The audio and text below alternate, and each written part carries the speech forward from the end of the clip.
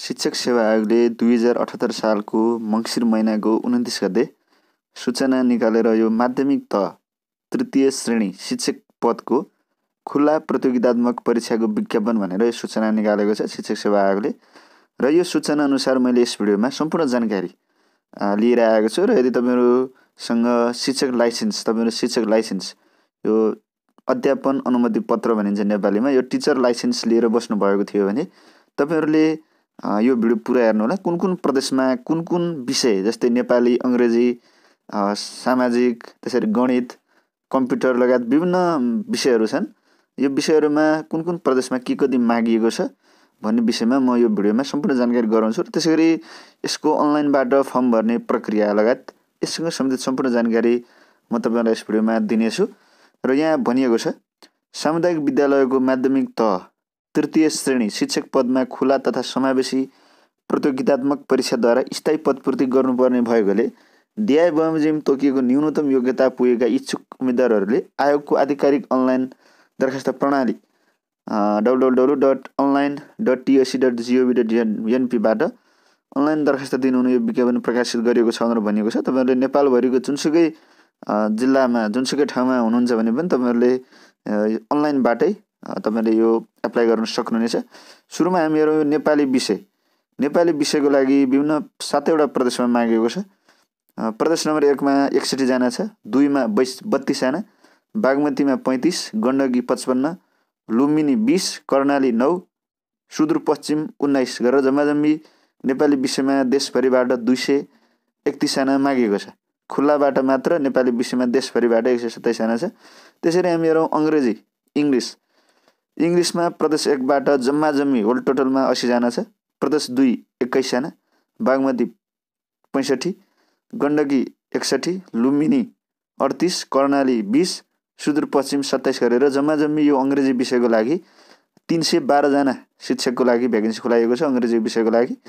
त्यसरी हामी हेरौँ अर्को विषयतर्फ जाउँ, गणित म्याथको लागि प्रदेश 1 मा 76 जना, प्रदेश 2 मा 17 जना, बागमतीमा 59 जना, गण्डकीमा 55 जना, लुम्बिनी 37, कर्णाली 29, सुदूरपश्चिम 26 गरेर यो गणित म्याथको लागि जम्माजम्मी 289 जना टिचरहरूको लागि यो भ्याकेन्सी खुलाइएको छ। र यसमा पनि विभिन्न यो मैले सरसर्ती टोटल मात्र भने विभिन्न यो महिला, आदिवासी जनजाति, मधेसी, दलित, अपाङ्गता भएका व्यक्तिहरू, पिछडिएको क्षेत्र गरेर विभिन्न समावेशितातर्फ पनि छ। यो पनि तपाईँले भिडियोलाई पज गर्दै हेर्न पनि सक्नुहुनेछ। र त्यसरी गणित पछि हामी जाउँ विज्ञानमा जाउँ। अब विषय 04 विज्ञान भनेर भनिएको छ। विज्ञान साइन्सको लागि प्रदेश 1 मा 128 जना छ, प्रदेश 2 मा 22 जना, बागमतीमा 91 जना, लुम्बिनीमा 98 जना, त्यसरी गण्डकीमा 98 छ, लुम्बिनीमा 33 जना छ, कर्णालीमा 34 जना, सुदूरपश्चिममा 29 जना गरेर जम्माजम्मी 435 जना मागेको छ यो विज्ञान साइन्सको लागि। र सबैभन्दा धेरै साइन्सको लागि प्रदेश 1 मा मागेको छ।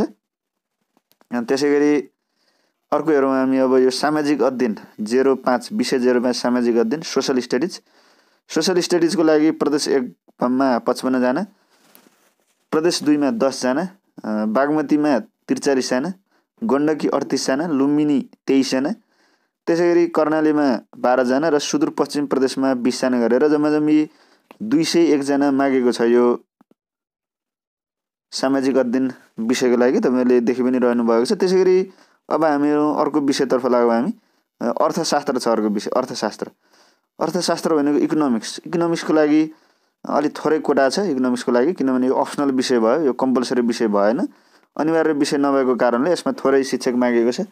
प्रदेश 1 बाट यो अर्थशास्त्रको लागि जम्माजम्मी 2 जना मागेको छ, खुल्लामा 1 जना, महिला 1 जना, बागमतीमा जम्माजम्मी 4 जना मागेको छ अर्थशास्त्र, प्रदेश 2 को लागि त 1 जना पनि मागेको छैन अर्थशास्त्र टिचर, गण्डकीमा जम्माजम्मी 2 जना छ, लुम्बिनीमा 1 जना, सुदूरपश्चिममा 1 जना छ, जम्माजम्मी 10 जना मागेको छ नेपालभरिबाट अर्थशास्त्रको लागि।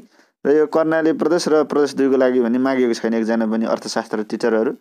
त्यसरी अर्कोतिर जाउँ हामी यो कार्यालय सञ्चालन तथा लेखा अफिस म्यानेजमेन्ट एन्ड एकाउन्टेन्ट, यो अफिस म्यानेजमेन्ट एन्ड एकाउन्टेन्सी भन्ने पनि यो अप्सनल विषय भयो, यसको लागि पनि थोरै टिचरहरू मागेको छ। यो पनि ऐच्छिक सब्जेक्ट भयो, यो अनिवार्य सब्जेक्ट भएन, त्यो भएर यसको लागि पनि थोरै सङ्ख्यामा मागिएको छ। प्रदेश 1 मा जम्माजम्मी 6 जना छ, प्रदेश 2 मा 5 जना, बागमती प्रदेशमा 26 जना, गण्डकीमा 8 जना छ, लुम्बिनीमा 4 जना, सुदूरपश्चिममा 2 जना गरेर जम्मा 51 जना यो मागेको छ।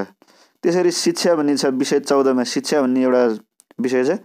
शिक्षाको लागि कर्णाली प्रदेशमा मात्र जम्मा 1 जना मागेको छ, यो पनि अप्सनल ऐच्छिक सब्जेक्ट भयो। विषय 18 मा शुक्ल यजुर्वेदको लागि प्रदेश 2 मा 1 जना, गण्डकीमा 1 जना गरेर जम्मा 2 जना मागेको छ। स्वास्थ्य भन्ने अर्को विषय छ, स्वास्थ्यमा प्रदेश 2 को बाट 1 जना, कर्णाली प्रदेशमा 1 जना, जम्मा 2 जना छ। अर्को विषय छ 20 मा संस्कृत व्याकरणबाट प्रदेश 2 मा 1 जना र बागमतीमा 1 जना गरेर जम्मा 2 जना मागेको छ। संस्कृत भाषा छ, संस्कृत भाषामा प्रदेश 1 बाट 1 जना, सुदूरपश्चिमबाट 2 जना मात्र मागेको छ। विषय 28 मा छ संस्कृत साहित्यको लागि लुम्बिनी प्रदेशमा 1 जना मात्र मागेको छ। अर्को छ यतापट्टि साइडमा यो विषय 30 मा न्यायमा बागमती प्रदेशबाट 1 जना मात्र मागेको छ। र विषय 24 मा छ कम्प्युटर विज्ञान, कम्प्युटर साइन्सको लागि प्रदेश 1 बाट 1 जना, गण्डकीमा 3 जना, लुम्बिनीमा 1 जना, सुदूरपश्चिममा 1 जना गरेर जम्मा 6 जना छ। अब हामी जब यसबाहेक अन्य जानकारी अहिलेसम्म तपाईँहरूले कुन प्रदेशमा कुन के विषयहरूको लागि कुन सब्जेक्टको टिचरको लागि के कति सङ्ख्यामा खोल्यो भन्ने तपाईँहरूले जानकारी पाउनुभयो। अब हामी जब यसबाहेक अन्य जानकारीहरू परीक्षाको किसिम टाइप्स अफ एक्जाम तपाईँहरूको के हुन्छ त भन्दा लिखित परीक्षा हुन्छ सुरुमा, सामान्य र विषयगत, सामान्य ज्ञान सम्बन्धी हुन्छ, त्यो सामान्य ज्ञान पछि विषयगत गरेर लिखित परीक्षाहरू हुन्छ। त्यसरी यसमा पास हुनुभयो भने अर्को अन्तिम चरण भनेको अन्तर्वार्ता हो। तपाईँहरूको परीक्षा सञ्चालन कहिले हुन्छ त भन्दाखेरि लिखित परीक्षा सामान्य सञ्चालन हुने मिति र समय, सामान्य ज्ञान सम्बन्धी लिखित परीक्षा जुन चाहिँ प्रथम पद र प्रथम चरणको यो 2078 सालको चैत महिनाको 15 गते बिहान 11 बजे भनेर भनिएको छ। यो परीक्षा मिति पनि तोकिएको छ, 2078 सालको चैत महिनाको 15 गते बिहान 11 बजे भनेर भनिएको छ, तर स्थान तोकिएको छैन। लिखित परीक्षा विषयगतको मिति अब यो जति सामान्य परीक्षामा पास हुनुहुन्छ तपाईँहरूको अब विषयगतको मिति सामान्य परीक्षाको नतिजा प्रकाशन हुँदा तोकिनेछ भनेर भनिएको छ। अब यो कुन स्थानमा परीक्षा हुन्छ भनेर भनिएको छैन, तर यो प्रदेश अनुसार भ्याकेन्सी खुलाएको कारणले प्रदेशमै यसको हुनुपर्ने हो। हुन त यहाँ परीक्षा केन्द्र भनेर यहाँ पनि तोकिएको छ, किनभने यहाँ भनिएको छ 3 नम्बरमा परीक्षा केन्द्र प्रदेश अन्तर्गतै छ। प्रदेश 1 को मोरङमा हुन्छ, प्रदेश 2 को लागि जो जतिले फर्म भर्नुहुन्छ धनुषा जिल्लामा हुन्छ परीक्षा केन्द्र, बागमती प्रदेशको लागि जो जतिले फर्म भर्नु भएको थियो मकवानपुरमा हुन्छ, गण्डकी प्रदेशको कास्की, लुम्बिनी प्रदेशको दाङ, कर्णाली प्रदेशको सुर्खेत र सुदूरपश्चिम प्रदेशको कैलाली जिल्लामा हुनेछ। अन्य विस्तृत जानकारी आयोगको वेबसाइटबाट पछि प्रकाशन गरिनेछ। अब तपाईँहरूले थाहा चाहिँ पाउनुभयो यो कुन जिल्लामा हुन्छ, त जिल्लाभित्र कुन कलेज, कुन स्कुल, कुन ठाउँ हो भन्ने विषयमा चाहिँ यो चैत 15 गते एक्जाम छ। अब तपाईँहरूलाई जो फागुनको अन्तिमतिरसम्ममा यो परीक्षा केन्द्रहरू पनि तपाईँहरूको आइसक्छ। र त्यसरी दरखास्त दस्तुर रु 1000 प्रत्येक समावेशीको लागि थप रु 600 का दरले बुझाउनु पर्नेछ। खुल्लामा 1000 र अर्को समावेशीमा भर्नुहुन्छ भने एउटा समावेशीको लागि रु अर्को 600 रुपियाँ थप्यो। दरखास्त दिने अन्तिम मिति कहिलेसम्म दिन पाउनुहुन्छ भन्दा यो 2078 सालको पुष महिनाको 29 गतेसम्म, 2078 सालको 9 महिनाको 29 भनेको पुष महिनाको 29 गतेसम्म तपाईँहरूले अनलाइनबाट दरखास्त दिन सक्नुहुनेछ। दोब्बर दस्तुर तिर्ने पनि मिति पनि छ। दोब्बर दस्तुर भने तपाईँहरूले पुष 29 गते सकिएपछि माघको 6 गतेसम्म तपाईँहरूले डबल दस्तुरमा पनि फर्म भर्न सक्नुहुनेछ। उम्मेदवार हुनको लागि उमेरको हदको कुरा गर्नु पर्दाखेरि दरखास्त दिने अन्तिम मितिसम्म 18 वर्ष उमेर पुरा भई 40 वर्ष ननागेको तपाईँहरू हुनुहुन्छ भने तपाईँहरूले फर्म भर्न सक्नुहुनेछ। अब अलि महत्त्वपूर्ण कुरा आयो, यो 8 नम्बरमा छ दरखास्तको माध्यम। हुन त तपाईँहरूले सुरुमै पनि मैले तपाईँहरूलाई जानकारी गराइसकेको थिएँ, अनलाइनबाट भर्ने हो। तर कसरी भर्ने त अनलाइनबाट भन्ने कुरो तपाईँहरूलाई खुल्दुली हुन सक्थ्यो। विज्ञापन भएको पदमा अनलाइन दरखास्त प्रणाली मार्फत दरखास्त दिनुपर्ने छ। सबै पदहरूमा यो सबै शिक्षकहरू जुन जुन विषयको लागि मागेको छ सबैको लागि अनलाइनबाटै हो। आयोगको आधिकारिक वेबसाइट, आयोग भन्नाले अब यहाँ शिक्षक सेवा आयोगको तपाईँहरूले सूचना हेरेपछि यो शिक्षक सेवा आयोगको आधिकारिक वेबसाइट यो www.online.tsc.gov.np यसमा तपाईँहरूले जानुपर्ने हुन्छ र यसमा क्लिक गरी अनलाइन दरखास्त प्रणाली मार्फत दरखास्त पेश गर्न सकिनेछ। र दरखास्त पेश गर्ने विधि सम्बन्धी विस्तृत जानकारी आयोगको वेबसाइट एडिडी युजर म्यानुअल लिङ्कमा हेर्न सकिनेछ भनेर भनेको छ। त्यो शिक्षक सेवा आयोगको वेबसाइटमा गएर त्यहाँ तपाईँहरूले युजर म्यानुअल भन्ने एउटा त्यहाँ हुन्छ। युजर म्यानुअल भनेको कसरी चाहिँ फर्म भर्ने त, त्यो के कुराहरू ध्यान दिनुपर्छ, फोटा डकुमेन्टहरू अपलोड गर्दा के कति साइजको अपलोड गर्नु पर्यो, पिडिएफमा हो कि पिएनजी जेपिजी फर्मेटमा हो कि, यस्ता सम्पूर्ण जानकारीहरू त्यहाँ तपाईँले पाउन सक्नुहुन्छ त्यो युजर म्यानुअलबाट। हुन त यस सम्बन्धी जानकारी आगामी भिडियोमा म तपाईँलाई यो कसरी चाहिँ शिक्षक सेवा आयोगको अनलाइन फर्म तपाईँले भर्न सक्नुहुन्छ भन्ने विषयमा पनि अर्को भिडियोमा म तपाईँलाई जानकारी गराउँछु। र त्यसको लागि अहिलेसम्म तपाईँहरूले GK IQ Loksewa plus YouTube channel subscribe गर्न बाँकी हुनुहुन्छ, छुटिरहनु भएको छ भने तपाईँहरू यो लाखौँ-लाखको फ्यामिलीमा तपाईँहरू जोडिनु होला। हामी लगभग 2 लाखको हाराहारी पुग्न आँटिसकेका छौँ। सम्भवतः तपाईँहरू यो भिडियो हेर्ने क्रममै हामी 2 लाख पुग्नेछौँ र हाम्रो यो फ्यामिली निकै नै ठुलो छ। तपाईँहरूले यस युट्युब च्यानल मार्फत लोकसेवा आयोग, शिक्षक सेवा आयोग, सेना, प्रहरी, सार्वजनिक संस्थान, बैङ्किङ लगायत जब करियरसँग सम्बन्धित सम्पूर्ण जानकारीमूलक महत्त्वपूर्ण भिडियोहरू हेरिरहनु भएको छ र आगामी समयमा पनि हेर्न सक्नुहुनेछ। र त्यसरी 9 नम्बरमा छ दरखास्त दस्तुर बुझाउने बैङ्क र विधि। अब यो दरखास्त दस्तुर राजस्व कसरी तिर्ने त भन्दा आयोगको अनलाइन दरखास्त प्रणालीबाट फारम सबमिट गरेपछि तपाईँले फारम जब सबमिट गर्नुहुन्छ त्यसपछि माई एप्लिकेसन भन्नेमा तपाईँले क्लिक गर्नुपर्ने हुन्छ। त्यहाँ क्लिक गरिसकेपछि अल एप्लिकेसनमा क्लिक गर्नुपर्ने हुन्छ।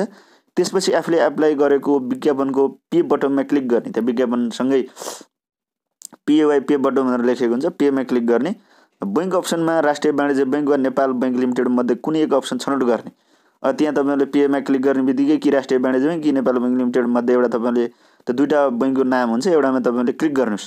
बैङ्क छनौट गरिसकेपछि अफलाइन पेमेन्टमा गई नेक्स्टमा क्लिक गर्ने र भाउचर जेनेरेटमा क्लिक गर्ने भनेर भनेको छ। त्यसपछि भाउचर प्रिन्ट गरी सोही भाउचरसहित सम्बन्धित बैङ्कमा गई तोकिएको रकम बुझाउनु पर्नेछ। रकम दाखिला पेमेन्ट सकिएपछि मात्र प्रवेशपत्र हेर्न र प्रिन्ट गर्न सकिनेछ भनेर भनेको छ। यो रकम दाखिला सत्यापन भएपछि भन्नाले पेमेन्ट भएपछि तपाईँहरूले मात्र प्रवेशपत्र हेर्न र पछि प्रिन्ट गर्न सक्नुहुनेछ। यो प्रवेशपत्र झिक्ने पनि अनलाइनबाटै हो प्रवेशपत्रहरू भनेर भनिएको छ। यो यससँग सम्बन्धित पछि म तपाईँलाई भिडियो बनाउने नै छु। त्यही पनि तपाईँहरूले यस मार्फत बुझ्नुभयो भने तपाईँहरूले फर्म भर्दै गर्दा पनि हुन्छ। र सकेसम्म मोबाइलबाट भन्दा ल्यापटप अथवा कम्प्युटरबाट भयो भने डकुमेन्टहरू अपलोड गर्नको लागि अलिकति तपाईँलाई सहज हुन्छ। 10 नम्बरमा छ दरखास्त दस्तुर बुझाउने विधि। अब यो अवधि भनेर भनिएको छ। विधि तपाईँहरूले माथि जानि नै सक्नुभयो। अब अवधि समय दरखास्त दिने अन्तिम दिनको भोलिपल्ट बैङ्किङ कारोबार हुने समयभित्र र दोब्बर दस्तुर तिरी दरखास्त पेश गर्नेको हकमा सोको अन्तिम दिनको भोलिपल्ट बैङ्किङ कारोबार हुने समयभित्र अनिवार्य रूपमा बुझाउनु पर्नेछ भनेर भनेको छ। यो फर्म भर्ने मिति जहिलेसम्म हुन्छ त्यही मितिकै बैङ्किङ समय भन्नाले 4 अथवा 5 बजेसम्म। अहिले प्रायः जसो यो जाडो सिजनमा बैङ्किङ समय भनेको 4 बजे हो। तपाईँहरू 4 बजेभित्र फर्म भर्न सक्नुहुनेछ भनेर टाइम भनिएको छ। 11मा पनि अलिक महत्त्वपूर्ण कुरै छ। हामी अब अन्तिममै छौँ। उम्मेदवारमा हुनुपर्ने आवश्यक न्यूनतम योग्यता। तपाईँहरूले यसमा फर्म भर्नको लागि एप्लाई गर्न के योग्यता हुनुपर्छ भन्दा तपाईँहरू नेपाली नागरिक हुनै पर्यो। नेपाली नागरिक नभएको भए तपाईँहरूले त्यो टिचर लाइसेन्स तपाईँहरूको बन्ने थिएन। तपाईँहरू पक्कै नेपाली नागरिकै भएर लाइसेन्स बनाउनु भयो। टिचर लाइसेन्स नहुनेले यसमा एप्लाई गर्नै पाइएन। खमा छ शिक्षक सेवा आयोग नियमावली 2047 को नियम 10 बमोजिम अयोग्य नभएको। मान्यता प्राप्त शिक्षण संस्थाबाट सम्बन्धित विषयमा स्नातक वा स्वसरक परीक्षा उत्तीर्ण गरी शिक्षा सम्बन्धी कम्तीमा 10 महिने तालिम पुरा गरेको। यो चाहिँ यो योग्यता भयो। तपाईँहरूको कम्तीमा पनि घटीको ब्याचलर पास हुनु पर्यो। अब त्यो सम्बन्धित विषय भन्नाले मानौँ तपाईँहरूले त्यो नेपाली टिचरको लागि एप्लाई गर्नुहुन्छ भने नेपाली विषय लिएर ब्याचलर पास गरेको हुनु पर्यो। म्याथ टिचरको लागि एप्लाई गर्नुहुन्छ भने म्याथ लिएर ब्याचलर पास गरेको हुनु पर्यो। र त्यसरी र वा भनेको छ वा। अब यो छैन भने तपाईँको वा स्वसरको परीक्षा उत्तीर्ण गरी ब्याचलरभन्दा माथि तपाईँले मास्टर डिग्रीमा सम्बन्धित विषयमा मास्टर डिग्री गर्नुभएको भए पनि फर्म भर्न पाउनुभयो गरी। र अब यससँग साथसाथै अर्को योग्यता भनेको कम्तीमा शिक्षा विषयमा कम्तीमा 10 महिने तालिम पुरा गरेको हुनु पर्यो भनेर भनेको छ। यहाँ भनेको छ तर विज्ञान, गणित, अङ्ग्रेजी, कार्यालय सञ्चालन तथा लेखा र कम्प्युटर विज्ञान विषयको हकमा तालिम नलिए पनि यस विज्ञापन बमोजिम शिक्षक पदको लागि उम्मेदवार हुन सक्नेछन् भनेर भनेको छ। कुन पदले चाहिँ तालिम चाहिँदैन, कुन पदको लागि चाहिँ यो 10 महिने तालिम चाहिँदैन भन्दा विज्ञान, गणित, अङ्ग्रेजी, कार्यालय सञ्चालन तथा लेखा र कम्प्युटर विज्ञान यी विषयहरूको लागि भने तपाईँहरूले 10 महिने तालिम पुरा नगरे पनि तपाईँहरूले फर्म भर्न सक्नुहुनेछ भनेर यहाँ प्रष्टै खुलाइएको छ। घमा छ सामाजिक अध्ययन विषय अन्तर्गत अर्थशास्त्र, इतिहास, ग्रामीण विकास, भूगोल, नागरिक शास्त्र, राजनीति शास्त्र, दर्शनशास्त्र, नीतिशास्त्र, मनोविज्ञान, मानवशास्त्र, समाजशास्त्र, जनसङ्ख्या, शिक्षा र स्वास्थ्य तथा शारीरिक शिक्षा विषयहरू पर्दछन् भनेर भनेको छ। छुट्याइएको छ। सामाजिक अध्ययन विषयभित्र के विषयहरू पढ्छन् भनेर यहाँ प्रष्टै छुट्याइएको छ सामाजिक अध्ययनभित्र। त्यसरी ङमा छ माध्यमिक तहको स्थायी अध्यापन अनुमति पत्र प्राप्त गरेको हो। महत्त्वपूर्ण कुरो यही नै भयो। तपाईँहरूले माध्यमिक तहको स्थायी अध्यापन अनुमति पत्र भनेको यो टिचर लाइसेन्स, तपाईँहरूले माध्यमिक तहमा पढाउन पाउने टिचर लाइसेन्स तपाईँहरूसँग भएको हुनु पर्यो। यो न्यूनतम योग्यताहरू। चमा छ अध्यापन अनुमति पत्र सम्बन्धमा थप व्यवस्थाहरू भनेर भनिएको छ। प्रकरण ग भनेको त्यो जुन चाहिँ ब्याचलर पास र 10 महिने तालिम थियो। प्रकरण ग बमोजिम शैक्षिक योग्यता हासिल गरी विषय नखोलेका स्थायी अध्यापन अनुमति पत्र प्राप्त गरेका व्यक्ति समेत सम्बन्धित विषयमा उम्मेदवार हुन सक्नेछन् भनेर भनिएको छ। तपाईँहरूको टिचर लाइसेन्समा कुनै विषय नखोलेको भए तापनि तपाईँले उम्मेदवार दिन सक्नुहुनेछ। सम्बन्धित विषयमा तपाईँले कुन विषयमा टिचर लाइसेन्स निकाल्नुभयो त्यो विषयमा दिन सक्नुहुनेछ भनेर भनिएको छ। विषयगत स्थायी अध्यापन अनुमति पत्र प्राप्त गरेका व्यक्ति सम्बन्धित विषयमा मात्र उम्मेदवार हुन सक्नेछन्। अब त्यो टिचर लाइसेन्समा तपाईँहरूको विषय खुलाइएको छ भने त्यो जुन विषय खुलाइएको छ त्यही विषयकै मात्र तपाईँहरूले त्यही विषयको मात्र लागि एप्लाई गर्न सक्नुहुनेछ, उम्मेदवार हुन सक्नुहुनेछ भनेर भनिएको छ। सम्बन्धित अब विषयमा प्रकरण ग बमोजिम योग्यता हासिल गरी सामाजिक विषयको अध्यापन अनुमति पत्र प्राप्त गरेका व्यक्तिहरू यस विज्ञापन बमोजिम अर्थशास्त्र र स्वास्थ्य विषयको परीक्षामा उम्मेदवार हुन सक्नेछन् भनेर भनिएको छ। अब विभिन्न अब यहाँ संस्कृत विषयहरू पनि कुरा गरिएको छ। 6मा छ स्थायी शिक्षक पदमा कार्यरत उम्मेदवारलाई उमेरको हद लाग्ने छैन। तपाईँहरू पहिल्यै निम्न माध्यमिक तह आधारभूत तहतिर तपाईँहरू स्थायी शिक्षकको रूपमा पहिले कार्यरत हुनुहुन्छ भने तपाईँहरूको लागि भने उमेरको हद लाग्ने छैन भनेर भनिएको छ। त्यसरी जमा समान तहको शिक्षक पदमा उम्मेदवार हुन पाइने छैन भनेर भनिएको छ। समान पदको शिक्षक पदमा उम्मेदवार हुन पाइने छैन, समान तह भनेर भनेको छ। अहिले तपाईँहरू अब यही तहमा कार्यरत हुनुहुन्छ भने यही तहमा फेरि उम्मेदवार हुन पाउनु छैन भनेर यहाँ प्रष्टै खुलाइएको छ। त्यसै गरी अपलोड गर्नुपर्ने कागजातहरू, तपाईँले अनलाइनबाट फर्म भर्दा अपलोड गर्नुपर्ने कागजातहरू भनेको नागरिकताको प्रमाणपत्र अपलोड गर्नु पर्यो, हालसालै खिचेको फोटो, दस्तखत नमुना, सिग्नेचरको नमुना अपलोड गर्नु पर्यो, अध्यापन अनुमति पत्र त्यो टिचर लाइसेन्स त त्यो अपलोड गर्न परि नै हाल्यो अनिवार्य। त्यसरी न्यूनतम योग्यताको लब्धाङ्ग पत्र, न्यूनतम योग्यता भनेको ब्याचलर पासको लब्धाङ्ग पत्र भनेको यो ट्रान्सक्रिप्ट भन्छ, यसलाई ट्रान्सक्रिप्ट अथवा मार्कसिट। समावेशीसम्म खुल्ने प्रमाणित कागजात, समावेशी तपाईँ आदिवासी जनजातिमा हो कि त्यसरी अपाङ्गता भएका व्यक्ति हो कि तपाईँ पिछडिएको क्षेत्र अन्तर्गत पर्ने हो कि त्यसरी दलित हो कि यो सबै खुल्ने कागजात अपलोड गर्नु पर्यो। र त्यसरी तालिमको प्रमाणपत्र अब 10 महिने तालिम पनि चाहिन्छ शिक्षा सम्बन्धी भनेर भनिएको छ। त्यो तालिमको प्रमाणपत्र स्क्यान गरी अनलाइन दरखास्त प्रणालीकोले निर्दिष्ट गरेको स्थानमा PDF फर्मेटमा अपलोड गर्नुपर्ने भनेर भनिएको छ। PDF फर्मेट भनेर भनिएको छ यो। अब यो त्यसै गरी दरखास्तमा उल्लेख गरेको विवरण र पेश गरिएको कागजात सम्बन्धमा उम्मेदवार स्वयं नै पूर्ण जवाफदेही हुनुपर्ने छ। अब त्यो के गरी कागजातहरू तपाईँले गलत दिनुभयो भने पछि तपाईँहरूको जागिर पनि जान सक्ने सम्भावना हुन्छ, जागिर जान्छ। त्यही भएर झुट्टा विवरणहरू दिन तपाईँले नदिनु होला। विज्ञापन सम्बन्धी थप जानकारी भनेर भनेको छ। यस विज्ञापनको प्रतिस्पर्धा र छनौट प्रदेश स्तरमा हुनेछ। प्रदेश अन्तर्गत छनौट हुनेछ। प्रदेश अनुसार यसको प्रतिस्पर्धा हुनेछ भनेर यहाँ प्रष्टै खुलाइएको छ। एउटै परीक्षा मार्फत खुला र समावेशी समूहको उम्मेदवार छनौट गरिनेछ भनेर भनिएको छ। त्यसै गरी विज्ञापन प्रकाशन भएको मितिले 21 दिनभित्र पद थपघट गर्न सम्बन्धित निकायबाट माग भइआएमा थपघट हुन सक्नेछ। पदको सङ्ख्याहरू थपघट हुन सक्नेछ भनेर भनेको छ। मेरो विचारमा घट चाहिँ नहोला, थप चाहिँ हुनसक्छ, किनभने थपिन सक्छ, अन्त नथपिकन यत्तिकै पनि हुनसक्छ। त्यसै गरी यो यसबाहेक यहाँ खासै अन्य महत्त्वपूर्ण जानकारीहरू भनेको छैन। यो 6 नम्बरमा अहिले मैले जे भनेको त्यही नै छ।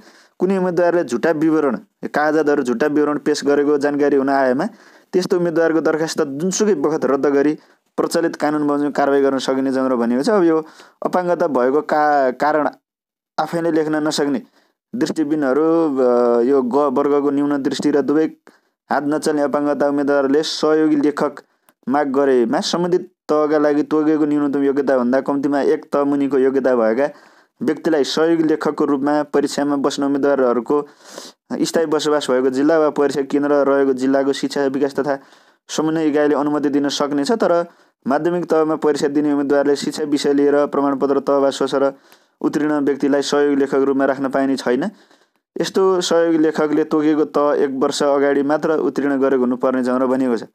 र यही नै कुरा भयो। र त्यसरी यसको पाठ्यक्रम र नमुना प्रश्नपत्रहरू पनि शिक्षक सेवा आयोगको वेबसाइटमा राखेको छ भनेर भनिएको छ। र अहिले यो तपाईँहरूलाई मैले जानकारी गराइरहेको सूचनाहरू तपाईँहरूले शिक्षक सेवा आयोगको वेबसाइटमा गएर पनि हेर्न सक्नुहुनेछ। त्यसै गरी GKIQ लोकसेवा प्लस युट्युब च्यानलको पनि आफ्नो वेबसाइट छ www.jobsearchnp.com, यहाँ तल देखिरहनु भएको छ।